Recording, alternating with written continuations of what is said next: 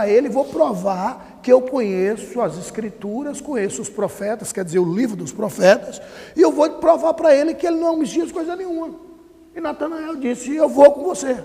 Vamos lá, me mostra quem é esse cidadão. Quando chega aqui, Jesus olha e vê Natanael vindo e aponta o dedo e diz, eis aí um verdadeiro israelita, em que não há dolo, em que não há intenção de enganar, um homem de boa índole. Natanael peitou Jesus e disse, de onde é que tu me conheces?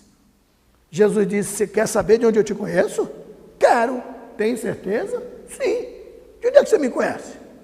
Eu te conheço de debaixo da figueira.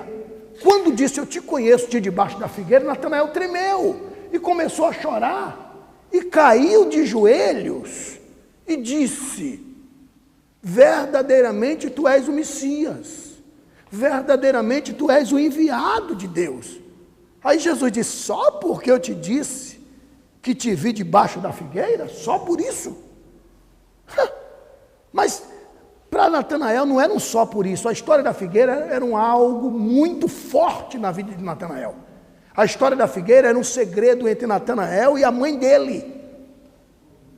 Porque na morte das crianças, há 30 anos atrás, quando Herodes o Grande baixou um decreto de 0 a 2 anos, mata todas as crianças.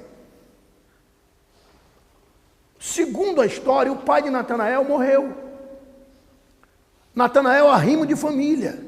A mãe de Natanael, para não ver o seu filho morrer, porque também era de 0 a 2 anos, pegou Natanael, envoltou em um pano, montou no jumentinho e foi fugindo da cidade. Quando ela percebe que vêm as tropas romanas, ela para debaixo de uma figueira, coloca Natanael ali, cobre de folhas e vai embora como quem não queria nada. Quando as tropas romanas foram recolhidas, porque bradaram de 0 a 2 anos, todas as crianças já morreram, todas as crianças morreram. Na realidade escaparam 3. Uma, Jesus que foi levado para o Egito, Natanael, que vamos falar agora, e João Batista, daí o porquê dele se tornar essênio, tá? Ok, resumindo, então, a história de Natanael era um elo de entrelaçamento muito forte. E a mãe de Natanael, na proporção que ele vai crescendo, 2 anos, não conta a história da figueira para ninguém, meu filho. 5 anos, não conta a história da figueira para ninguém, meu filho. 10 anos, não conta a história da figueira para ninguém. 15 anos, não conta a história da figueira para ninguém. 20 anos de idade, não conta a história da figueira para ninguém, senão vão te matar pensando que tu és o Messias, meu filho. E assim, Natanael, cresce. Então era uma história de entrelaçamento muito forte. 30 anos depois vem Jesus e diz, quer saber de onde eu te conheço mesmo? De debaixo da figueira. Ele disse, verdadeiramente tu és o Messias. Tá? E o nome Natanael era um nome camuflado. O nome dele na realidade era Bartolomeu. E ele escondia, Natanael em Bartolomeu. Mas aí ele brada e diz, espera aí, se Jesus declarou que eu sou um homem de boa índole, por que eu vou me camuflar? E daí para frente ele declarou o seu nome para todos, porque alguém achava que ele era enganador por esconder Bartolomeu em Natanael, com medo de que alguém o denunciasse que era um dos de 0 a 2 anos. Então essa história aqui, essa igreja é um marco, porque aqui Jesus deu cabo na vergonha de Bartolomeu, matando Natanael e ressuscitando Bartolomeu. Amém?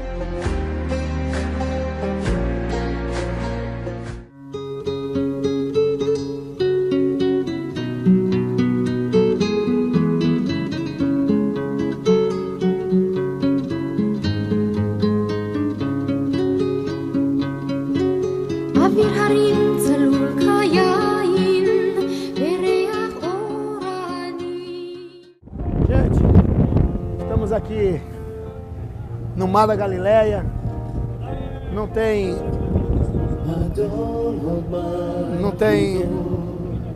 como dizer a alegria que a gente sente está navegando sobre o lago de Genezaré, mar de Tiberíades, mar da Galileia, e ver, sentir a emoção e saber que sobre essas águas, Jesus disse, sossega vento, acalma mar, e saber que foi nas praias do Lago da Galileia que Jesus chamou seus discípulos.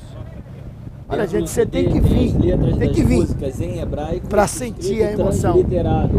Ver a bandeira do seu país tremulando junto com a bandeira de Israel em terra santa. Aleluia. Deus abençoe. Também tem pedras.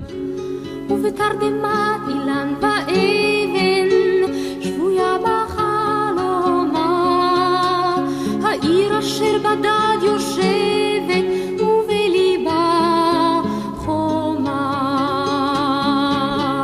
ירושלים של זהב ושל נחושת ושל אור. Amados, a paz do Senhor. Queridos, nós estamos tendo o privilégio de estar navegando sobre o famoso, mundialmente famoso, Mar da Galileia. Para os que não têm conhecimento, é chamado de mar pela sua extensão, pelo seu volume de água, mas na realidade sabemos que são águas doces e nada mais, nada menos que o Rio Jordão, que se abre, banha esta região e prossegue o seu caminho. Jordão, em nossa língua, em português, quer dizer o que corre. E o Rio Jordão, ele faz jus ao nome que traz, é o que corre. Ele nasce no Monte Hermon e ele percorre todo o país. Ou seja, Jordão quer dizer o que corre. Ele passa por esta região, banha esta região e prossegue o seu caminho. E navegando sobre as águas do Jordão, muito especialmente aqui no Mar da Galileia, nós como cristãos temos o conhecimento de que os grandes milagres que Jesus operou foi nesta região e muito especialmente cônscio de que ninguém é tão alguém que nunca careça de ninguém, foi às margens ou na praia do Mar da Galileia que ele granjeou os seus primeiros discípulos. Tá? Jesus passando pelo Mar da Galileia, ele viu a Pedro, a Tiago e a João, e ele chamara no Lago da Galileia. O que é que aprendemos a priori? Que do Lago da Galileia pessoas são chamadas, e bendito é aquele que é chamado no Mar da Galileia. Que tem a chamada de Jesus na manhã deste dia, e que surja ministérios na manhã deste dia. O que aprendemos? Do Mar da Galileia vem ministério, do Mar da Galileia Jesus chama, e é sabido que ele sempre chamou e ainda chama, e quem dera se pessoas que vieram como turistas sejam chamadas para o seu ministério no Lago da Galileia. Quem dera, quem dera, quem dera. Vieram como simples, empresários, e volte como pastor, volte ainda que não consagrado, mas chamado para pastorear, chamado para pregar, chamado para ser usado na área de cura. Quem dera. O que eu estou tentando dizer é que do Mar da Galileia, Jesus chama para o ministério. Pois bem, agora, entre os muitos milagres que Jesus operou no Lago da Galileia, entre os muitos milagres, eu preciso pegar uma carona no que o nosso guia falou, que pouquíssimas vezes, por que não dizer uma única vez, Jesus foi ao outro lado. Tá? Os grandes milagres de Jesus, ou o ministério dele, foi feito justamente na área geográfica em que nós estamos percorrendo. Cafarnaum, Tiberíades para nós outros, ou Tibéria, nos originais, enfim. Mas uma única vez ele foi a Gadara. E Gadara está do outro lado, na outra praia da Galileia. E essa passagem que eu quero ler, tá? Entre os muitos milagres que ele operou nesta região, na região da Galileia, eu gostaria de ler esta passagem, que está no livro segundo escreveu São Marcos, no capítulo de número 5,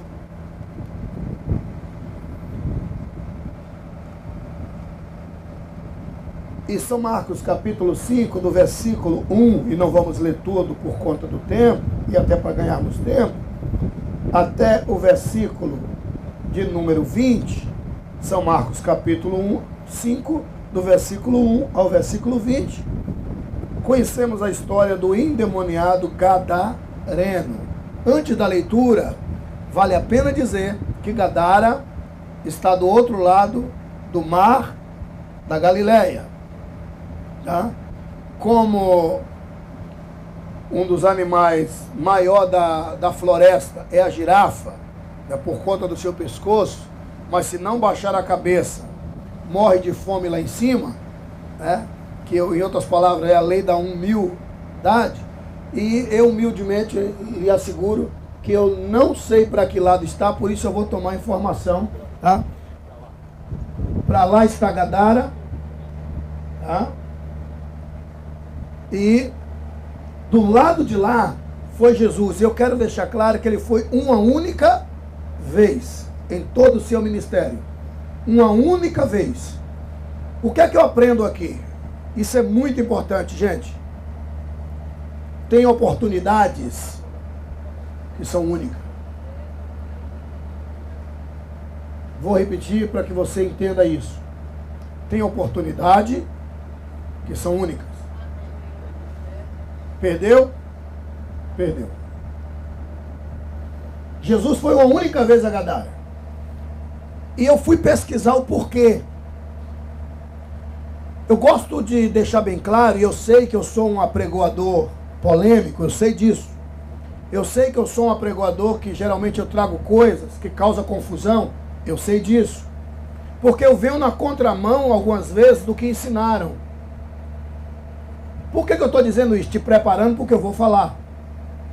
Eu sei que eu sou um apregoador polêmico. Os que me conhecem no Brasil e acompanham as minhas literaturas, sabem que tem líderes, né, que até aconselham que não me escutem. Porque eu vou e que não leiam os meus livros. Eu sei disso.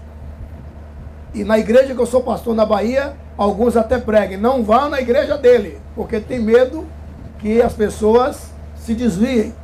Mas se desviem de quê? Do ensinamento que foi passado. Porque eu venho na contramão. Eu sou contra a pessoas que ensinam, mas que nunca foram alunos. E nós, infelizmente, temos um monte de mestres que nunca foram alunos. Tá? Então, veja bem. Jesus não veio para pôr ponto final na lei. Lei é interpretação. E lei foi feita para ser cumprida. E Jesus, quando ele nasceu em um país cujo nome é Israel. Israel tem leis. E leis foi feita para ser cumprida. Quando Jesus disse, eu vim para cumprir a lei, isso é entendido por todo elemento de bom sentido, em sã juízo, que Jesus estava dizendo, eu não sou um filho de Belial. O que quer dizer filho de Belial? Judeu rebelde, que não cumpre a lei da sua nação. Ana, quando estava orando no templo, pedindo a Deus um filho, o sacerdote Eli, o sumo sacerdote Eli, disse para ela, por que tu estás embriagada na casa do Senhor, sua filha de Belial? Ela disse, ó meu Senhor, não me tenha como a filha de Belial. Eu sou uma mulher que estou aqui orando a Deus e ele achou que ela estava embriagada. Então, filho de Belial quer dizer judeu rebelde, que não cumpre a lei. E Jesus estava dizendo, não me tenham como filho de Belial. Não achem que eu não sou um cumpridor da lei. Eu vim para cumprir a lei. Se a lei diz não pode comer carne misturada com leite, eu não vou comer carne misturada com leite. Se a lei diz isso, isso e isso, só que lei é interpretação. E na época de Jesus tinha pessoas que interpretavam a lei errada. Aí Jesus peitou essas pessoas, diz, a lei não diz isso. É você que está dando a sua interpretação. Eu estou cumprindo a lei, eu não sou um fora da lei. Só não estou cumprindo do jeito que você interpreta. Eu estou cumprindo a lei do jeito que ela foi escrita. Porque lei é interpretação. Então, nós, evangélicos, na sua maioria, a gente diz, nós proferimos, a lei não vale mais nada porque Jesus acabou com a lei, deu cabo da lei, pôs ponto final na lei, pegou a lei, rasgou. Não tem isso. Jesus disse, eu vim para cumprir a lei. Alguém me ouve? Diga amém. Amém. Então escuta bem isso. Concluindo. Lei foi feita para ser cumprida. Jesus não veio para acabar com a lei de Israel. Ele veio como cumpridor da lei. Ou seja, eu não sou um fora da lei. Está claro? Então, pois bem, do lado de lá, tá? Do lado de lá, Gadara, tá? Não tinha judeu. Era uma região pagã, Decápolis, que quer dizer conjunto de 10. E lá, você tem que entender que ali era uma cidade criatória de porcos. Você não pode se esquecer que nós estamos em Israel. A lei de Israel não permite porco no seu território. E o que é que esses porcos estavam fazendo em Israel? Isso aqui é proibido comer, imagine criar. Só que você não pode se esquecer que quem comanda esse país nessa época é o Império? É o Império? Romano. É o Império? Romano. Romano. E quem já foi a Roma, tanto quanto eu, o pastor Walter, né? Quem já foi àquele país, a Itália, tanto quanto eu, sabe que até hoje, a produção principal da Itália é porcos. Até hoje, isso é tradição, eles comem. Bom, no aeroporto, eu particularmente quase passo mal. Eu quero ir procurando o que comer no aeroporto agora, quando viemos. E pode observar, porco a rodo. Isso é de porco, isso é de porco, isso aqui é o quê? É no que eu sei que é lá de porco, isso, com porco. Isso aqui também com porco. Então, até hoje, tá? É um caso meio engraçado que eu vou te contar, mas eu estou saindo de Imola, né? da igreja do amigo meu, e estou indo para Torino, que eu ia pregar. E eu vi um odor, pode até deixar isso no DVD, não tem problema, o pessoal já me conhece, sabe que eu sou pregador cômico, e um odor desagradável dentro do carro, e só tinha eu e ele. Oh, meu Deus, o que é isso, Jesus? E aí, meia hora depois, outro odor desagradável. E quem me conhece sabe. Meu temperamento é sanguíneo. E sanguíneo diz o que tem que dizer. Nem que peça perdão depois. Eu digo, pastor, é o seguinte. Só tem eu e o senhor aqui. Eu não sou, é o senhor. E o senhor me respeita, procura o seu lugar. Eu falei, o que é isso, pastor Abílio? Eu não estou entendendo. Você está entendendo sim. Está pensando o quê? Ele, não, homem de Deus, isso aqui são porciúnclos. É normal aqui no país. Esse mau cheiro que você está vendo é isso? Eu digo, é isso mesmo. Eu falei, não, isso aqui é criatório de porcos. E na estrada isso fede com a carniça. Tá? Aí que eu vim entender. E isso é produção principal do país. E você não pode esquecer que aqui tem romanos. E eles precisam de criatório de porcos, que é a sua alimentação. Tá, acolá. Só que você não pode esquecer que acolá também tem filho de Abraão, que era o caso desse cidadão. É rebelde? É. Mas é filho de Abraão. E Jesus vai lá só por conta de uma pessoa. E outra, e para expulsar demônio nessa época, se Jesus ainda não tinha morrido, para alguém dizer, em nome de Jesus sai. E aí como é que sai o demônio? Se só tinha uma forma de expulsar os demônios. trazendo um tangedor, colocando o tangedor do lado daquela pessoa. O tangedor começava a tocar, tocar, tocar, porque Deus habita no meio dos louvores. Com a chegada de Deus àquele lugar, porque o tangedor trazia Deus para perto, como Deus habita no meio dos louvores, quando o tangedor estava tangendo, tocando, como a luz não tem comunhão com as trevas, com a chegada de Deus, o espírito maligno saía. Mas como aquele rapaz ia ser liberto? Cadê alguém para pagar para o tangedor? Se era pago para o tangedor tocar. Ele estava condenado. E Jesus foi lá só por conta de uma pessoa. Jesus se preocupa até com uma única pessoa. Deus vos abençoe. Tu és santo, santo, é o Senhor Deus poderoso, digno de louvor, digno de louvor, Kadosh, Kadosh, Adonai Elohim Tzevaot, Adonai Elohim Tzevaot, Ahu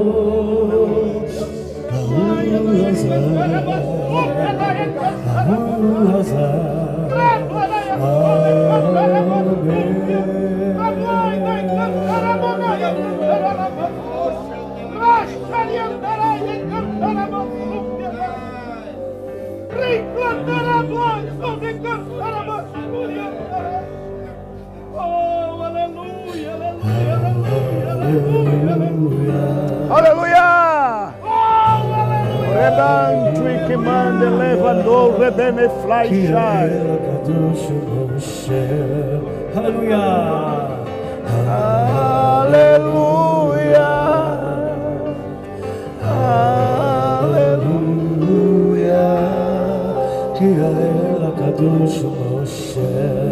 Aleluia!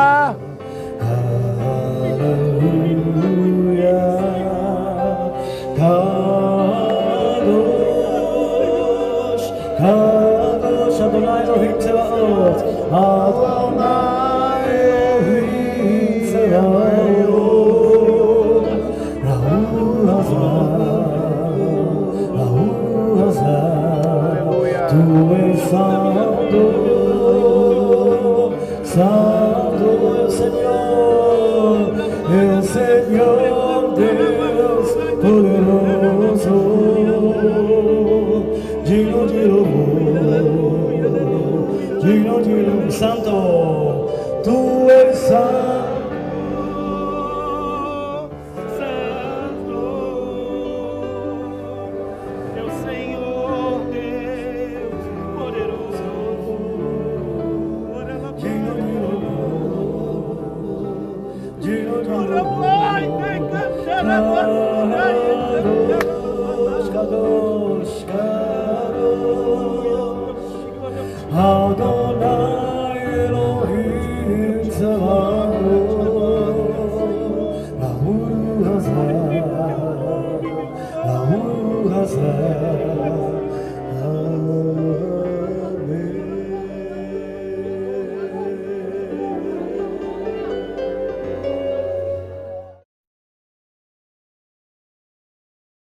Bom, gente, ministrando aqui sobre o Mar da Galileia, eu quero Uma pedra registrar $8, 3 uma coisa extremamente importante para o meu irmão e para a minha irmã.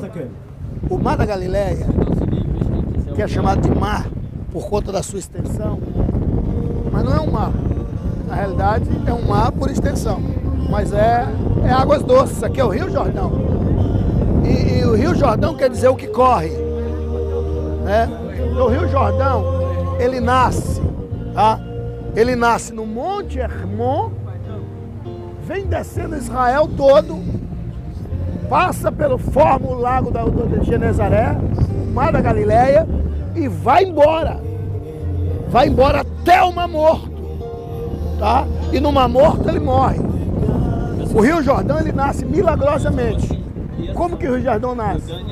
O Monte Hermon, que está a mais de 2.000 metros acima do nível do mar, o Rio Jordão, que é o Monte Hermon, que é o monte mais alto de Israel, o mais alto de Israel, ele todos os dias, ele fica branquinho de gelo. Branquinho de gelo. E aí, durante o dia, toda noite, melhor dizendo, Deus manda neve. E aí, durante o dia, vai degelando. E aí, forma o rio Jordão. Então, é por isso que está escrito: ó, tão bom e quão suave é que os irmãos vivam em união. Mas que união? Como? Como a união do Hermon e o gelo.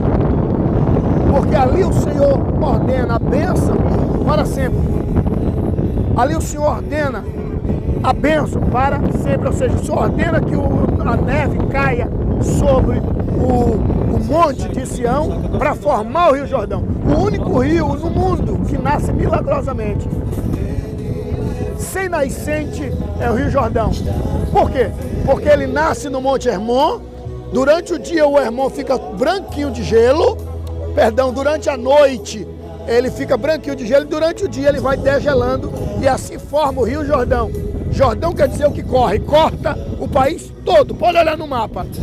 E quando chega no Mar Morto, ele morre. Por que o mar é chamado de Mar Morto? Porque ali morre o Rio Jordão. E é o único rio que não vai para o mar. O Mar Morto é nada mais, nada menos que o Rio Jordão, que morre ali. Tá? Então, ó, quão bom e quão suave é que os irmãos vivam em união. É como óleo precioso que desce sobre a cabeça, a barba de Arão. É como o orvalho de Hermon. Porque ali o Senhor ordena todos os dias que o orvalho desça. E assim deve ser a nossa união, como o orvalho de Hermon.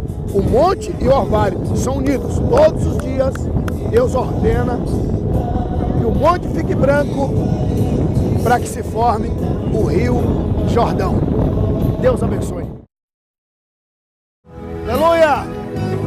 Está aqui Dona Dalva, minha mãe, navegando sobre as águas do Mar da Galileia, aonde Jesus andou sobre as águas. Oh, Pai.